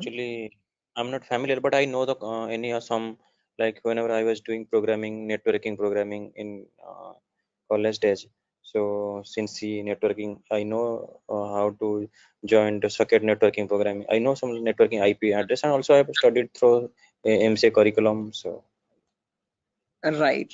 Okay, perfect. No worries, guys. Just in case, even if you don't have any idea, we'll be going from the very basics, okay, from the binary itself, okay, to understand what these IP addresses are. Just as a information question, I just wanted to know if anyone was familiar. If not, also don't worry at all. Okay. So I hope you know why we need IP addresses, guys. IP addresses are nothing but acting as an identity for each device. Just like how we have our names, you can address me by mine, I can call you by yours. Similarly, devices communicate with one another depending on IP address. Okay. Now, how does this IP address look like? Okay. Our names have alphabets in them: SHOAIB, SIVA, Shiva, and so on. So, but IP addresses are completely numeric based. Okay. Specifically IPv4. Okay. IPv4 are completely numerical or decimal addresses. Okay. It's a 32-bit address, first property. Now, what is a bit? A bit is nothing but the smallest data format. Okay. It comprises of either 0 or 1.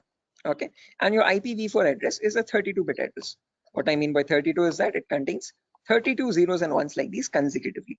Okay, and these 32 zeros and ones are divided into 4 equal parts. Each part is known as a octet. Okay, octa in the sense 8 bits. Okay, so you have 4 parts, it's 8 bits each. Okay, and each of this is known as a octet. In simple terms, it can also be called as a byte. Okay, and each octet or each byte is separated by a dot symbol. This is how computers know IP addresses to be like. Okay, this language is known as the binary language of zeros and ones, and your computers or information devices all communicate on binary language only. But for us humans, it's quite tough to understand binary. Okay, so we can calculate it now. If you're quite familiar, if you have some experience, you can calculate binary in your mind itself. But looking at it and understanding it's quite tough.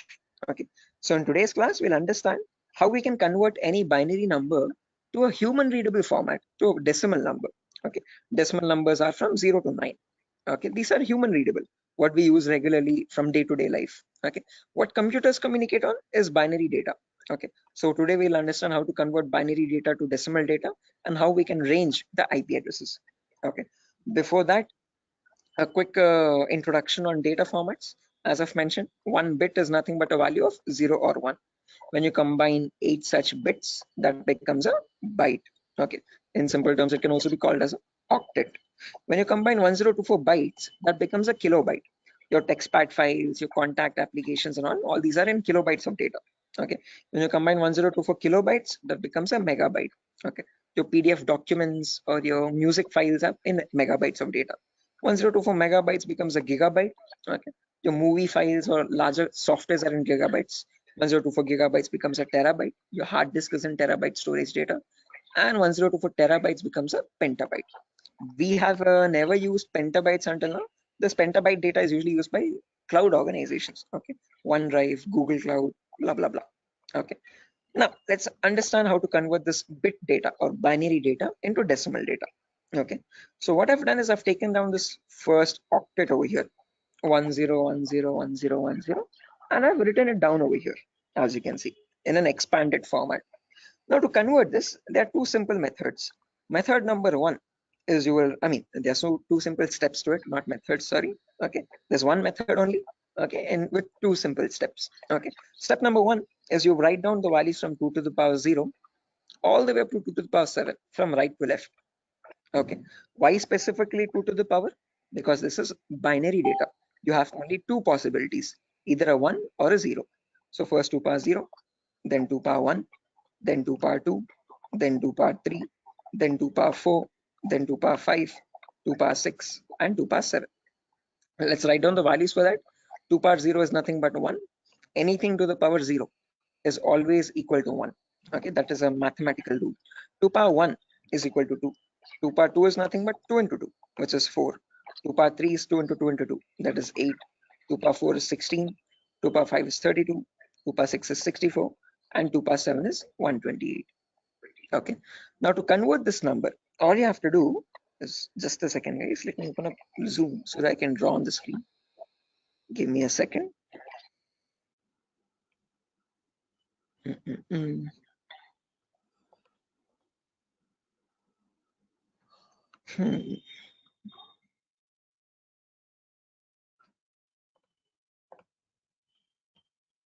Right, perfect. So when you want to convert any number from binary to decimal, first things first, you have to write down these numbers. Then you multiply the lower number with the top one and add with the next one. As simple as that. Multiply, add, multiply, add, multiply, add. This goes on till the last step. Okay, so firstly 2 power 0 into 0. Anything into 0 is 0 itself. So I've written 0 over here. Then 2 power 1 into 1. That is 2 power 1 is 2. As you can see, I've written the value over here. Into 1 is the value itself, 2. 2 power 2 is 4. 4 into 0 again, we have 0. 2 power 3 is 8. 8 into 1, 8 again. 2 power 4 into 0, 0. 2 power 5 into 1, 32. 2 power 6 into 0, 0. And 2 power 7 into 1, that's 128. Now when I add all this up, 128 plus 32 plus 8 plus 2, that becomes 170.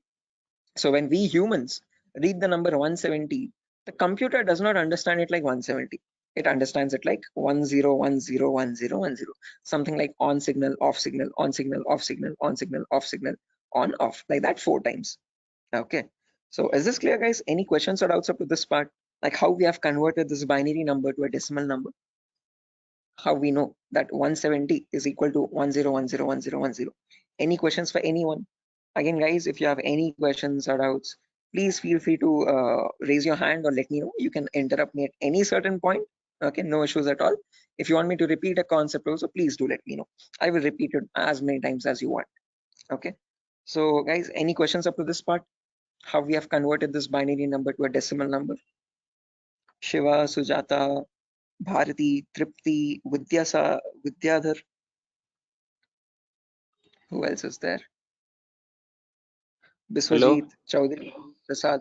Hello. Yeah, Biswajit. Sir, you spoke about binary to decimal conversion. Sorry, decimal to binary conversion. Am I right? No, binary to decimal. I've converted this Binary. number 10101010 to So decimal number 170. all the numbers was converted into binary as a decimal. All the binary number is converted into decimal 170. Right. This specific number 10101010. Okay. How did we do that? We wrote down these numbers 2 power 0 all the way up to 2 power 7. Multiply the lower number with the top one and add with the next one. Multiply and add, multiply and add, multiply and add. And that's how I got the final result as 170. So this 170 in binary is equal to 10101010. Right. Is this clear, Biswajit? Yes, I am clear. I know and I clear. Perfect. If everyone has understood this, guys, I have another number over here, as you can see, 01011010. Can everyone convert this value and give me the answer for that? Take your time. You have the table over here as well. Okay. And as I've mentioned, you need to multiply the lower number with the top one. And just go with the next. Multiply and add, multiply and add. Okay. Take your time, guys, and let me know.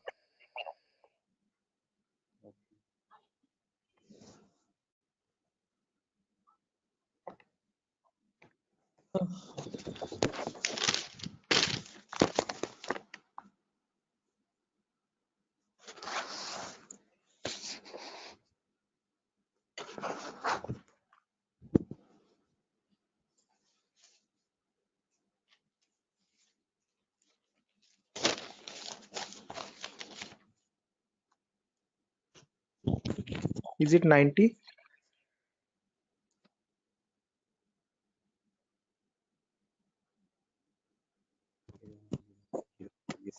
Should be 90. Correct answer, guys. 90 is the correct answer. Anyone else? Sir, are you going to provide us this text file also, or like we have to take notes means No, handwritten notes? definitely. I'm gonna give this file at the end of the class. I'll take down all your email addresses, and on your email, I'll send this document directly. You don't need to take any separate notes, guys. I'm gonna send this document file. Just in case, as the class goes on, if you want to take down any running notes to note down any important points also, you can. Okay, but all these documents, all these notepad files will be given to you directly. Okay, so yeah, guys, I've received a correct answer from a lot of people over here. Again, as I've mentioned, just multiply the lower number with the top one and go on till the last. So this will be 2 power 0 into 0 plus 2 power 1 into 1 plus 2 power 2 into 0 plus 2 power 3 into 1, like that till the end, 2 power 7 into 0. Okay, to anywhere you have 0 over there, 2 power 0 into 0, just put that 0. 2 power 1 into 1, that's 2. 2 power 2 into 0, that's 0. 2 power 3 into 1, that's 8. 2 power 4 into 1, that's 16. 2 power 5 into 0, that's 0 again. 2 power 6 into 1, 64. And 2 power 7 into 0, 0. When you add all that up, 64 plus 16 plus 8 plus 2, you get the number 90. Anyone over here who has not got the number 90, guys, please do not feel shy. Again, if you're getting all the right answers, you're doing much great than me. In my first day, I could not solve this at all. Okay, I was a very dumb guy. So please, no shame in that. Okay, it's completely fine. Okay, because you need to get this concept very right in order to proceed with the further concepts. If you're failing at this one, it's gonna get a bit complex further down the lane. Okay, so any questions on this part, please do not hesitate to let me know.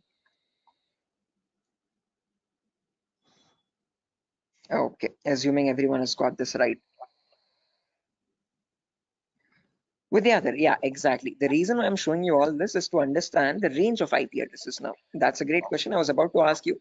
Again, I tell you myself, like in a real-time scenario, you would never have a necessity to convert a binary number to decimal or vice versa. But the reason why I'm showing you this is so that we can understand the whole range. So if you remember, I've told you, IPv4 addresses are 32-bit address. Okay, so in that 32-bit address, if I wanted to get the first IP address, all I have to do is put all zeros everywhere. Okay, now when you put all zeros everywhere, when you convert that, you get the final IP address as 0.0.0.0. Okay, but if you want to get the last IP now, you have to put all ones everywhere. Okay, in all the octets, I've put all ones. So when I convert that, now there will be 2 power 0 into 1 plus 2 power 1 into 1 plus 2 power 2 into 1, all the way up to 2 power 7 into 1. So that would be 1 plus 2 plus 4 plus 8 plus 16 plus 32 plus 64 plus 128. So that is how you get the number 255. Okay, so the last IP in the IPv4 range will be 255.255.255.255. You will never have a number above 255. The reason being, now you know, because when you convert from binary to decimal, the maximum number you can get is 255 only. So you can never have an IP address like 300.250 or 700.150, something like that. Okay, that's an invalid IP. Okay, whatever IP addresses you have, those numbers will always range between 0 and 255. Okay, is this clear, guys? Everyone, why only specifically 255? Yes, yes. Any questions up to this part? Perfect. No, this is Now the maximum. Maximum. Yeah, guys, was someone asking a question? No, I just asked you. This is the maximum IP address to be connected and maximum host to be connected. Yeah, that's the last IP address you could get in the IPv4 range, Biswajit. No, this is the like from 0 to 255 hosts should be connected, I think. Not necessarily. When we talk about IP addresses now from 0000 to 255, 255, 255, 255, we have around 4.3 billion IP addresses in total. Okay. What you're referring to is classes, guys. Class A, B, C. In class C, you can connect only 255 hosts. That is a much ahead concept. We'll reach there tomorrow. Okay. That's class C. Yeah, Vidyadhar. Exactly. Okay. So we have not come up to there, guys. So let's not jump ahead. That might confuse the other students. Okay. So we'll go in a very slow pace. Okay. We'll go step by step. Okay. Let's try to now we know the range of IPs. We know what IPv4 addresses are, how they look like.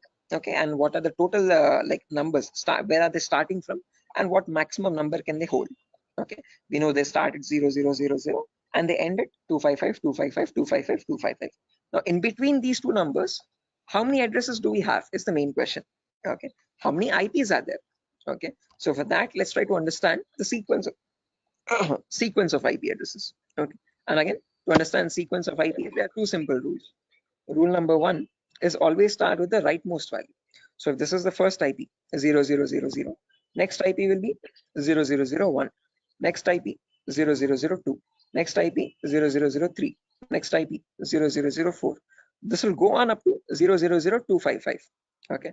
After that, can I have an IP like 000256? Is this possible? No. Yes, this is not possible because 255th is the last IP that you can get in any octet. You cannot get a number above 255, guys. It is a very golden rule that you have to remember. Okay. Now, once this octet has reached the maximum value, there comes the rule number two. Only after the rightmost octet has been completely filled, then go to the left value. Okay. And after going to the left value, reset the rightmost value back to 0. Okay. What I mean by that is now this is completely filled. So now this left value 0 changes to 1. Okay. And the rightmost value 255 again resets back to 0. Okay. So next IP after 000255, next is 0010. Now don't directly jump from 0010 to 0020. That is wrong again. Okay. Rule number one, always go with the rightmost value first. So after 0010, you have 11, then 12, then 13, then 14. This goes up to 1255. Okay. After that, 20, then 21, then 22, then 23, then you have 2255, then 30, 31, 32, 33, then 3255.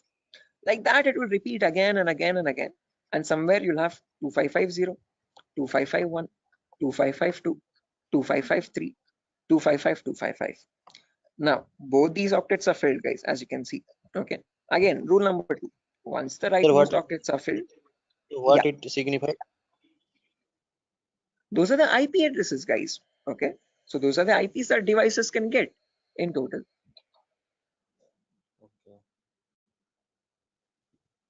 Okay, so continue. Right. Again, doesn't signify anything. I'm just showing the sequence of IPs. Okay. How do IP addresses progress from one another, one after the other, one after the other? Okay. Like after number one, you have number two, number three, number four. Like that, I'm showing you how IP addresses cycle one after the other. Okay. After 255, 255. Yeah. Is this class C or class B? This is the whole range of IP addresses. We have not come to classes, so forget that classes exist for the time being. Okay, I have not discussed what classes are. Okay, I have not discussed. I have not brought up the word class. Okay, so for the time being, just forget the word called class. When I come into it, then get reminded of it again. Okay, Biswajit, do not confuse yourself. I am right now just telling you how IP addresses progress from one after the other. Okay. So I'm just telling you what is the first IP. After that, what is the next IP? After that, what is the next IP? After that, what is the next IP? As simple as that. Okay. So after 00255, now this is completely filled. This is also completely filled.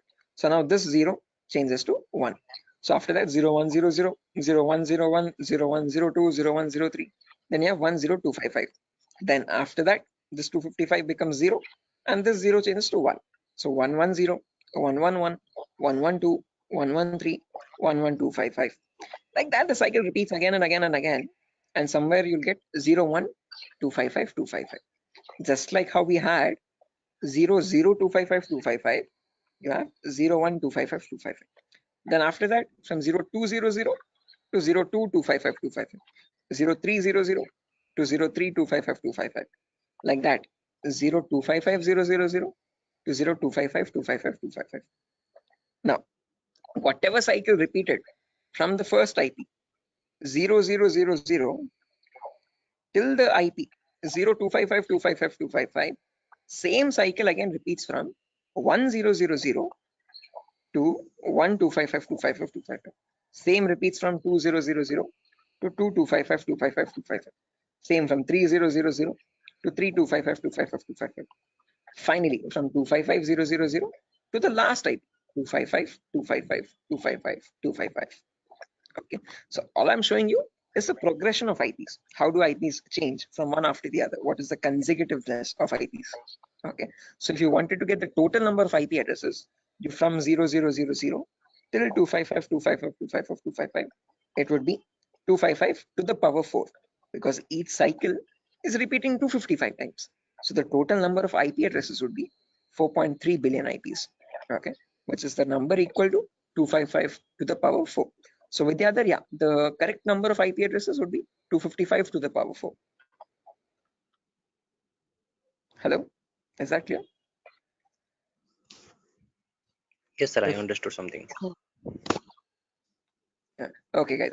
Until this point, any questions, guys, for anyone? Again, do not get confused, guys. This is just to show you the sequence of IP addresses. In a real-time scenario, you would not need that anywhere.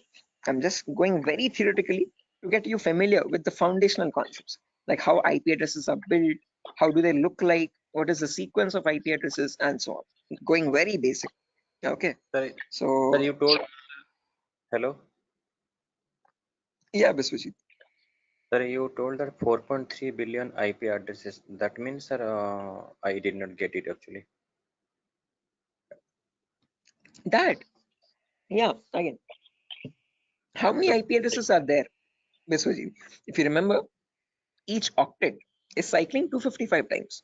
Okay, so this first octet, rightmost one, is going from 0 to 255.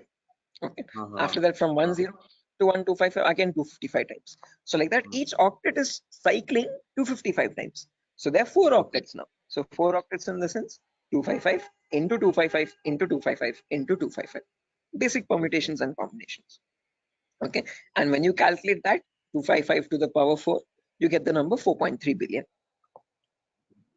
Okay, so that is how we got that number. Is that clear, guys? Okay. Hello? Hello? Yes, sir. Yes, sir. I understood. Right. Perfect, guys. Now, my question to you guys is, in today's world, in the era of 2022, are 4.3 billion IPs sufficient? No. No, sir. No, sir. Definitely. Right, correct. Because the population itself is around 8 billion people, right? Close to 8 billion or 8.5 billion. 4.3 billion IPs are nowhere sufficient at all. Okay. Again, each person might use multiple devices in the network also. Okay. So that is why, to come up as a solution, they made these IPs into 2 different parts. Okay. Solution number 1 was they divided these IPv4 addresses into again 2 categories. One, something is known as public IPs, and there's another category called private IPs. Okay. This categorization, okay, or division of IPv4 into public and private IPs is known as NATing, network address translation. Okay, when they knew that this solution is also not working out, this might also still cause the IPs to go extinct, then they came up with another set of IP addresses known as the IPv6 address, guys. Okay, so not just IPv4, there's another version as well called IPv6 address, and these are 128-bit addresses. What we are seeing until now is just the 32-bit address. 128 in the sense 4 times the size, bit length size of IPv4. Okay, but in that you have trillions and trillions of IPs. Okay, not billions, but trillions. Okay, so we'll discuss IPv6 on a later date. Okay, but in today's class, we'll end it with public and private IPs. So let's try to understand what these public IPs are and private IPs are. Okay, so public IPs are the IPs given to you by your internet service provider. So in our home, we might have different broadband connections. You could be using Act FiberNet or Airtel or Tata Docomo or BSNL. All these people are providing you the service of internet.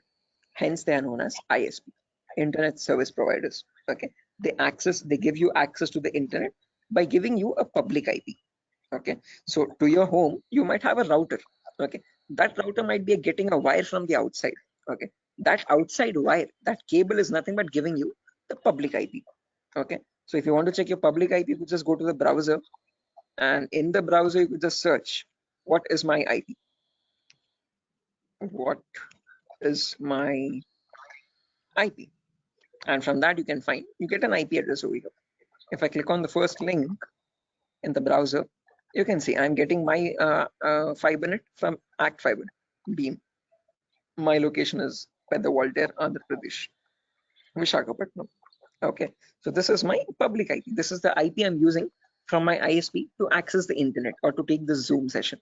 Okay, locally in my network, now I have multiple devices. I have my phone, I have my laptop, I have my smart TV, I have my smartwatch, and so on. So these devices internally or locally also need IP addresses.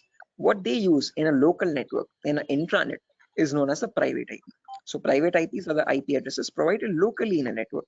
Okay, so this can be given manually by you, by the network admin, or they can be given automatically as well from a DHCP server. Now, don't worry what this DHCP server is. We'll discuss about it in tomorrow's class. But one important thing to note is public IPs are used for connecting to internet.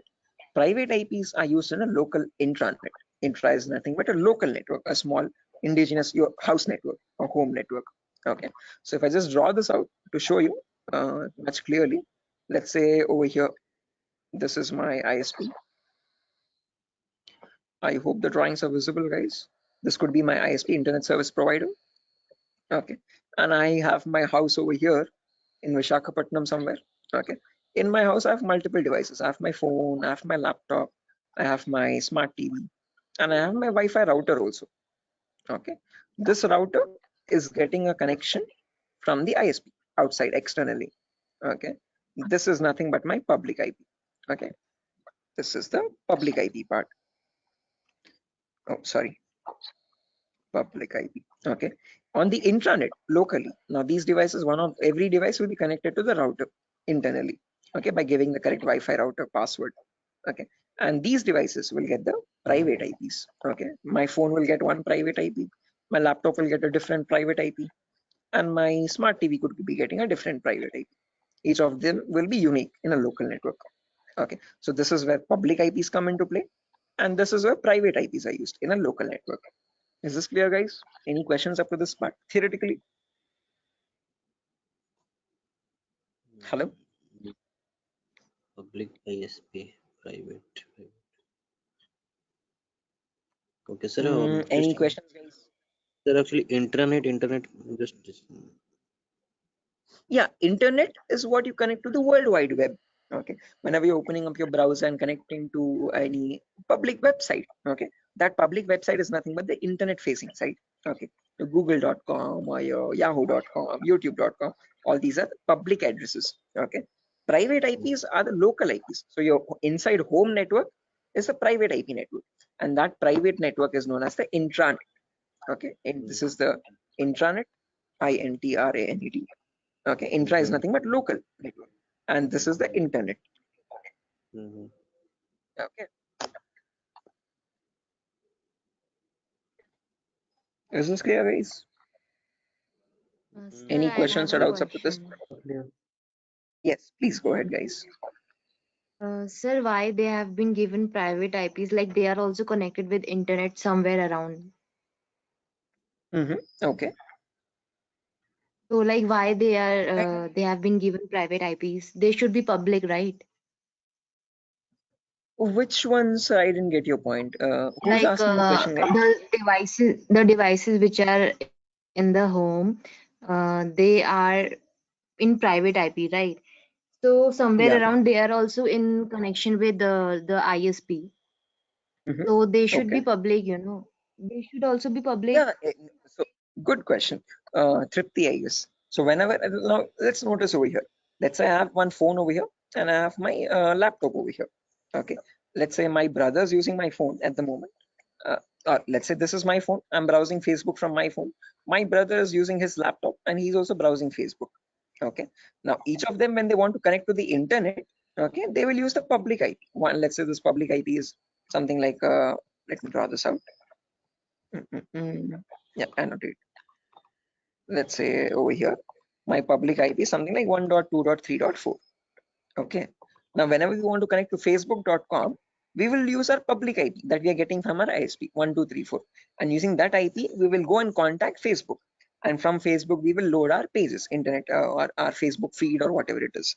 Okay, now let's say I am also browsing Facebook, my brother is also browsing Facebook from the same public IP. Now how does Facebook know how to send my data to my phone exactly, and my brother's data to his the laptop or computer he is using? Okay, up to public IP it will reach a router, but from the router, how does the router know which is the device which is holding my phone and which is the device which is holding my brother's laptop? That is where private IPs come into play. Okay, because my phone has a unique private IP where I have my account, and my brother's laptop has his own unique private IP where that system has its own private unique address again. Okay, so private IPs are used to identify a device in a local network and send the packets exactly to that device. Are you getting the point, Tripti? Yes, sir. Got it. Okay, so public IP is used to give you access to public services on the internet. Okay, but let's say in a local network, so when you're connecting to your Wi-Fi router to access facebook.com, your packet from your phone will always reach router first. From the router, so sorry for that, from the router it goes to Facebook server, public server, but when it is coming, when the response is coming back, it comes to router with the public IP. From that public IP, how does it know where to go? How does it know which device to connect? Because in your same Wi-Fi network there can be many devices, multiple devices at the same time, right? For that local network connection, there is where we'll be using the private IPs, importantly, in a local network to give identity to each device in a local intranet private network. Is that clear, guys? Yes, sir. Right. Sir, I have a Perfect. question. Yes. Sir, can we change a private IP address by ourselves? Yes, you can. Private IPs are in completely your control, and you can modify them according to your choice. There was another question in the chat. But why you be subnetting? Again, Vidyadhar, subnetting is only a concept to reduce the wastage of private IPs. Again, others who don't know what subnetting is, guys, do not get confused. This is a very advanced concept. We don't need to go into that depth of networking. Okay, but subnetting is where you can divide one class into multiple classes. So Vidyadhar, just to give you this answer, okay, others, just ignore this. Okay, this is you could say gibberish for you for the time being. Okay, so Vidyadhar, let's say I have 50 devices in my network, but I'm using class C. Okay, so now if I have my let's say in my organization there are two departments, one is accounting and one is sales. Okay, accounting needs 50 IPs, sales needs 50 IPs. Okay, the smallest class I can use is class C address, but in class C we can connect 255 devices. So if I remove 50 IPs from that, remaining 150 how many remaining 205 IPs are going wasted over there. So what I can do is I can break that class C into much more smaller subnets. Okay, so I can make it into two subnets where in each subnet I have again 122 devices. Okay, if I want, I can break that into 4 subnets again, where each will have again 64 IP addresses. Okay, so subnetting is just use when you want to break down smaller classes and see to it that you're not wasting IP addresses. Okay, so what I can do is I can break this class C into 4 subnets. Okay, with each 62 devices each. Yeah, with the other.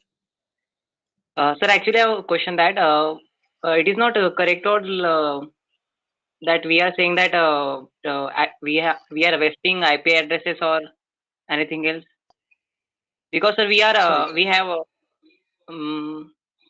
many IPs. We can use it. You can, you definitely can. Okay, but just to So then not why get confused, let's say. IP addresses are wasting? Sorry.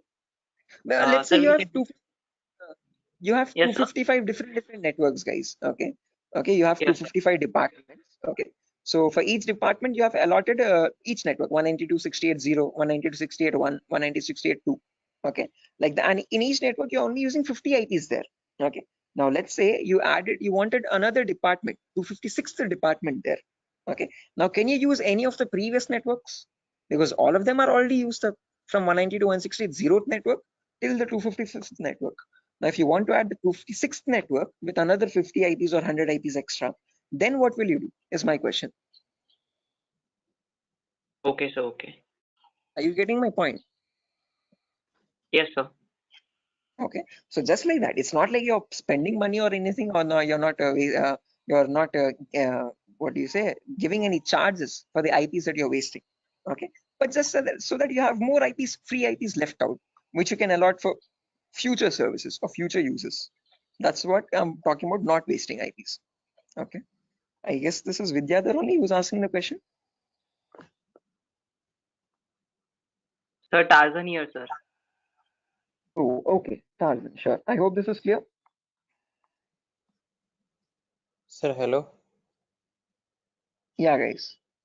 Biswajit. Sir, actually, I'm unable to get the concept of private and public, because public, you are connecting to a public server like Facebook.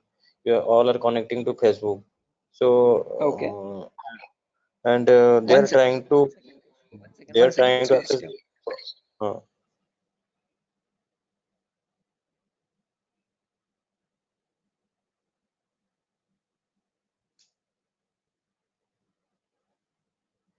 Stay on hold. Just give me 1 minute, guys. I'm so sorry for that. Biswajit, just give me a minute.